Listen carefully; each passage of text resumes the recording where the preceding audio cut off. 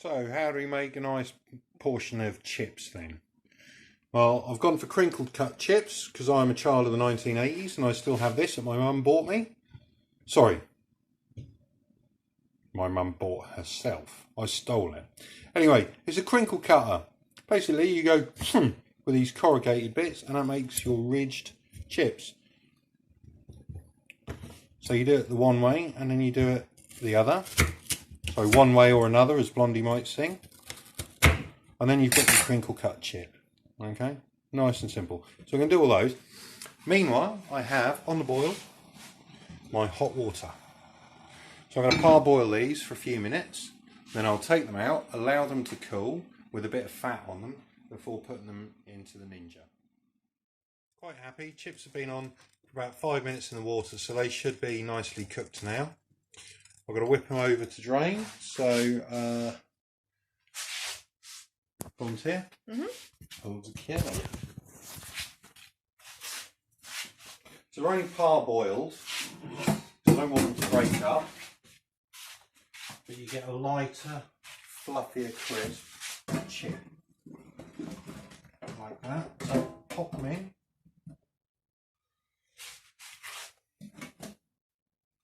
Looking good. They're all steamy, I think, now. That's quite good. So we'll leave them to cool down. They'll just cook themselves a little bit more. Very starchy.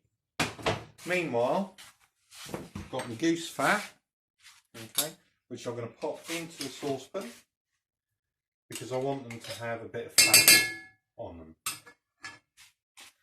to cook for the air frying. Goose fat is good. That's probably the second choice for chips.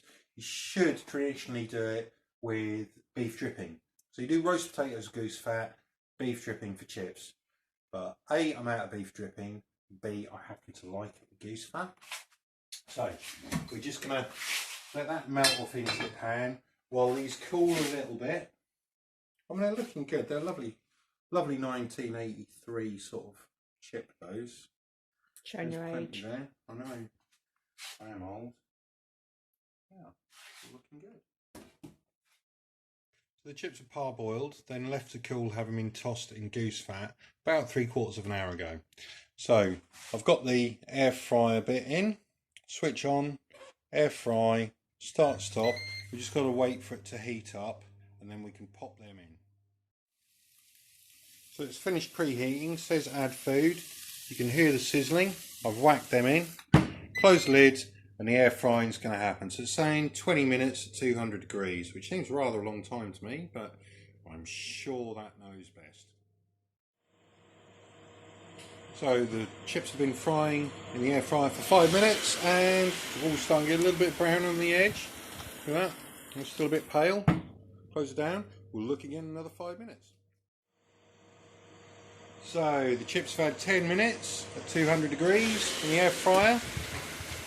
Okay, the outsides of some of them looking good, the ones in the middle looking a bit anemic. So I'm going to give them a shake now. They should be firm enough to do that. Yeah, they feel firm enough. 15 minutes in, they're starting to get a bit more colour to them. Starting to get a bit more cooked, but are they chips?